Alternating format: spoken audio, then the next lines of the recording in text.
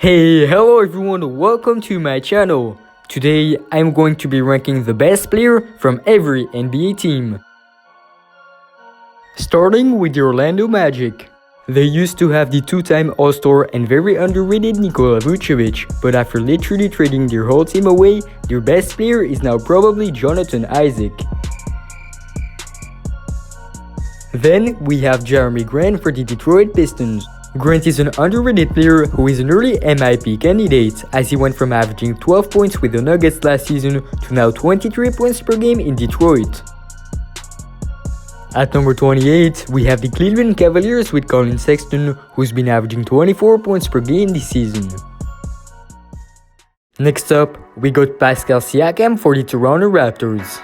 Last season, you could easily rank Siakam as a top 30 player in the league. However, after how bad he played during the 2020 playoffs, some people started questioning the fact that he could be a good franchise player.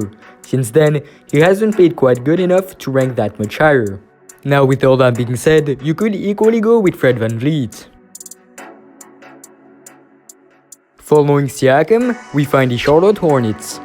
Here, you can either go with LaMelo Ball, who was on pace of winning Rookie of the Year before getting injured, or with Gordon Hayward, who's been averaging roughly 20 points and 4 assists, shooting 48% from the field and over 41% from 3.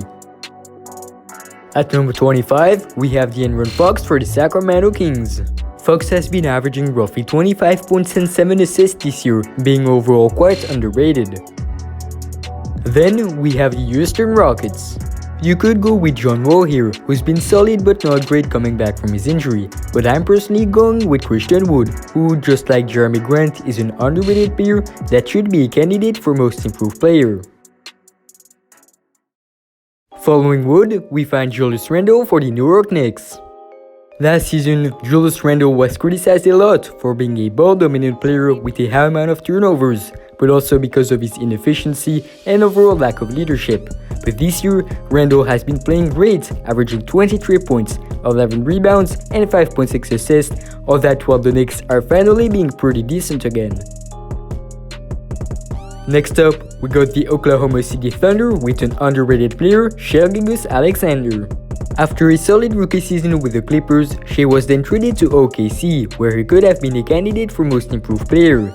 And this year, SGA has been averaging about 23.5 points, 5 rebounds and 6 assists with some very good efficiency.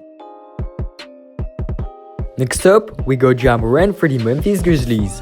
Now, Ja's advanced stats are not particularly that great, but I still got him here because of his skill, big team impact, and the fact that he's averaging a solid 19.5 points and 7.5 dimes. Entering the top 20, we have the Indiana Pacers. Here, both Caris LeVert and Malcolm Brogdon make a fair argument for being the Pacers' best player, but I'm taking the underrated Domantas Sabonis, who's been averaging roughly 20 points, 11 boards, and 6 dimes this year. At number 19, we have DeMar DeRozan for the San Antonio Spurs. This season, DeMar has been averaging over 20 points, 4 rebounds, and 7 assists per contest, while San Antonio is currently in the playoff standings of a competitive Western Conference. Following DeRozan, we got Zach LaVine for the Chicago Bulls. The problem here is of course the lack of team success, but LaVine has been averaging roughly 27, 5, and 5, while having a very efficient 64 true shooting percentage. Then, we got Trae Young for the Atlanta Hawks. He might be a liability on defense, and he might have not contributed to that much wins for the Hawks so far in his career, but Trae remains a scoring machine that's been averaging 27 points and 9.5 assists this season on a 59.5 true shooting. He also has a 119 offensive rating, and the Hawks' point differential goes up by 6.2 per 100 possession when Trae Young is on the floor. Next up, we got the Washington Wizards with Bradley Beal. Beal is currently averaging a league-best 31.3 points per game, alongside roughly 5 rebounds and 5 assists per contest. The problem though is of course the lack of team success. At number 15, we have the New Orleans Pelicans. Last season, I would have still went with Brandon Ingram, but this spot now belongs to Zion Williamson. Despite being the most hyped up and most eagerly anticipated prospect in years, Zion has now actually become quite underrated. He's been playing great this year, scoring over 29 points per 75 possessions with a great 66 true shooting percentage. On top of that, he has a 127 offensive rating, a 27.9 PER, which is 4th best in the league, and a 5.2 box plus minus, while being the player with the biggest rim gravity and having made the most heavily contested 2-point field goals in the NBA this season. Next up, we got the Minnesota Timberwolves with Karl Anthony Towns. Cat is far from being a winning football player, but he remains easily a top-tier center in the league. He got an efficient post-up game, he is the best 3-point shooting big man in the NBA, and he's been putting up some very good stats over the last couple of years. Then, we have the Utah Jazz. You could argue their best player is Rudy Gobert, but I'm going with Utah's real franchise player, Donovan Mitchell. Mitchell has been scoring nearly 25 points on average, and you have to take into account that he's the best player on currently the team with the best record in the league. At number 12, we have the Phoenix Suns. You could easily choose Devin Booker, who's been averaging over 25 points on strong efficiency, but I'm taking Chris Paul, and that's because he has a bigger team impact. Last year, CP3 took a team that had a 0.2% chance of making the playoffs to the 5th seed in the West, and this year, he's made the Suns instantly better. Following Chris Paul, we have the Boston Celtics. Two players that make a fair argument are the 2019 All-NBA third-team member Kemba Walker and the All-Star Jaylen Brown, but the Celtics' best player is none other than Jason Tatum. Last season, Tatum took the leadership of the team and led Boston to the conference finals, and this year, he's been averaging 25 points, 7 rebounds, and 4.5 assists. Entering the top 10, we find Jimmy Butler for the Miami Heat. Butler is a player with a very big team impact, and he surprisingly led Miami to the NBA Finals last year.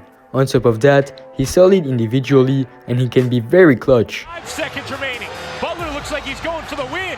Butler heaves and hits! At number 9, we have Luka Doncic for the Dallas Mavericks. At just 22 years old, Luka is averaging over 28 points, 8 rebounds, and 9 assists per game on solid efficiency. So, him only ranking at number 9 shows just how much talent there is in the league. Next up, we got Joel Embiid for the Philadelphia 76ers. I believe Embiid should be a top 3 MVP candidate, as he's been averaging roughly 30 points and 11 rebounds with some very good efficiency, being dominant on both ends, and while the Philadelphia 76ers are currently first in the East. Then we have the Denver Nuggets with Nikola Jokic, who I think should be the frontrunner for the MVP award. This season, the Joker has been averaging over 27 points, 11 boards, and 8 assists with some great shooting percentages. He's leading the NBA in both PER and box plus minus, also having an insane 131 offensive rating. And all that is not even factoring in how his team had a lot of success over the last 2 years. Following Jokic, we got Damian Lillard for the Portland Trail Blazers. Lillard has been playing great this year, averaging about 30 points and 8 assists with some strong efficiency, while being the most clutch player in the league. Dame really deserves to be in the MVP conversation, especially with the Blazers still being a winning full team despite the absence of CJ McCollum and Yusuf Nurkic. Entering the top 5, we find the Brooklyn Nets, who have a top 15 player in the league in Kyrie Irving and a top 10 player in James Harden, but they also got a top 5 player in the world with Kevin Durant. Despite suffering a ruptured Achilles, Durant was looking amazing this year, scoring at a very high rate with some great shooting numbers. However, he has only played 19 games, so I want to see how well the Nets do at the end of the season before ranking him higher. At number 4, we have Giannis Antetokounmpo for the Milwaukee Bucks. What currently prevents him from ranking higher is his lack of playoff success, but the Greek Freak remains a player that's on pace of possibly winning his 3rd straight MVP award, as he's been averaging over 28 points, 11 boards, and 6 dimes, with a very solid 62.4 true shooting. Entering the top 3, we find Kawhi Leonard for the LA Clippers. Ranking Kawhi this high might seem a bit controversial, but I got him over Giannis because of how Toronto defeated the Bucks during the 2019 Conference Finals before eventually winning the NBA championship. And for now at least, I also got him in front of Kevin Durant, because the Claw is a better two-way player and because he actually got some better advanced stats this year. And look at his interesting stats. This season, with Kawhi on the floor, the Clippers outscored their opponents by over 11 points per 100 possessions, but they're also nearly 12 points better when Leonard is playing, which shows how big of an impact he has.